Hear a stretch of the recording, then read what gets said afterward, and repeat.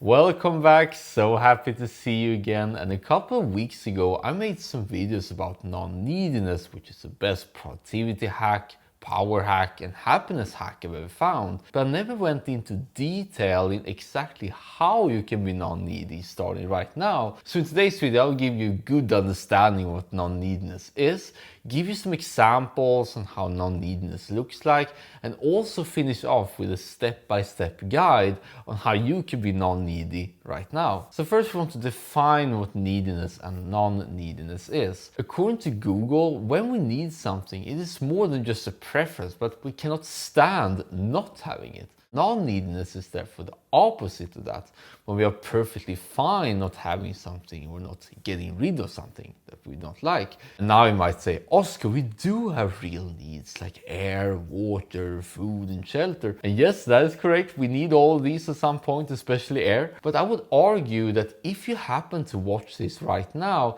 you have probably these needs figured out. So I don't think we need to discuss that further. What we are talking about here are everything else, and even when it comes to social needs, there are monks that live alone for decades and not feel any worse because they like where they're at. That's their life choice. And the question then becomes, how can we be extremely okay with what we have right now and not need anything else? You see, we have this molecule in our brains called dopamine that makes us pursue more than what we have.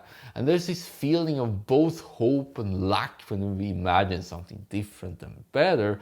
And so we become needy because of that, fear of missing out. But the cool thing about dopamine is that it's subjective. We can decide what we want to attach rewards upon as long as we genuinely feel like it's the right thing that we want. So rather than only attaching dopamine to this new piece of tech we must have, or that productivity hack on YouTube that we change everything, just binge a little bit more, we can also attach dopamine to non-neediness itself. And then the next question becomes, how do we actually do it? And it is by reminding ourselves of all the benefits of being non-needy and setting that as a primary objective. Think of yourself needing nothing.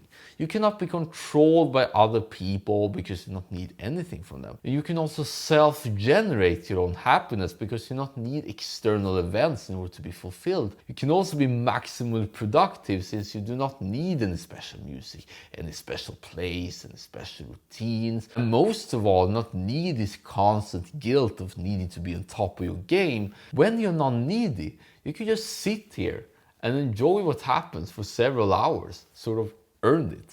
And the most beautiful thing with this is that you cannot lose but have everything to win. Because you can say no and walk away from unfavorable deals, you're in a powerful position to get the best deal that you can find. You can also courageously walk up to any person, ask him or her out, because you don't need a yes. You also need to copy others or prove yourself to anyone that matter, but just do your thing and let others follow you. So in other words, as soon as you're okay with whatever happens, there's this previously invisible pressure that is gone now, and for some reason you tend to get the best outcome nonetheless, or at least know exactly what you can improve upon. You also get this inner peace of not needing to move or tense up or do anything, unless you want otherwise. That is something you can activate now and pride yourself in doing so. And to make this a little bit more practical, I'm now going to present 3 scenarios where we tend to be needy and show you how you can switch to being non-needy instead.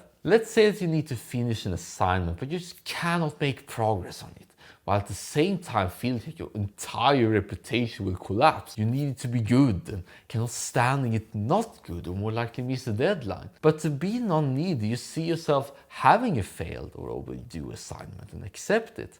It's not like your future career will be affected by just one essay. And then when all the worries and neediness are gone, you look at the assignment again and can ask yourself what you want it to be like, and from there take the next steps. And if the steps are not perfect, fine, you can just adjust as you go. And boom, you're in the flow state and producing your very best work while being okay with whatever happens. Let's take another scenario, that you have a product and currently sell it through cold calling.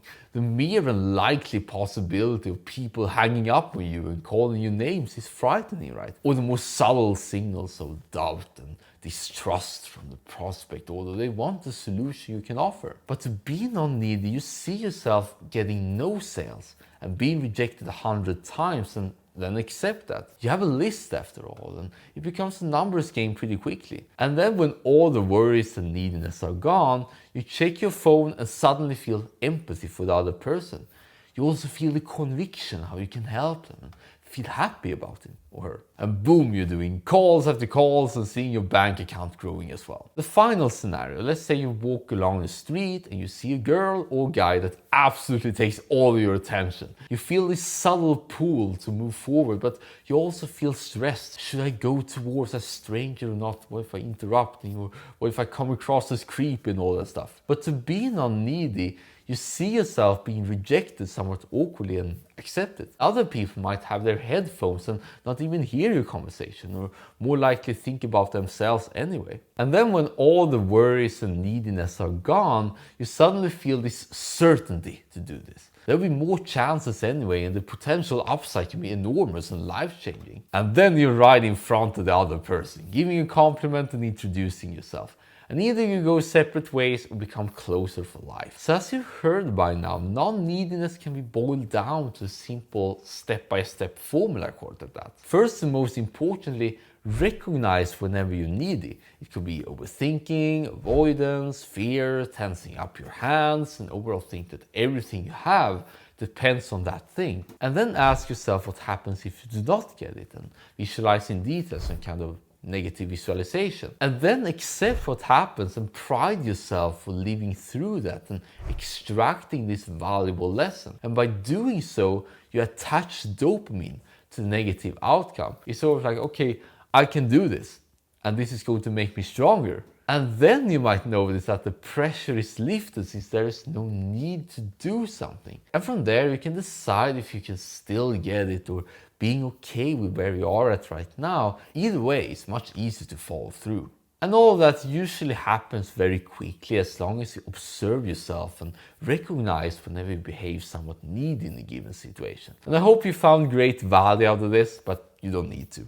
It's a life-changing topic after all. I will probably make many more videos about it. And I'm still interested though to see what you thought about it.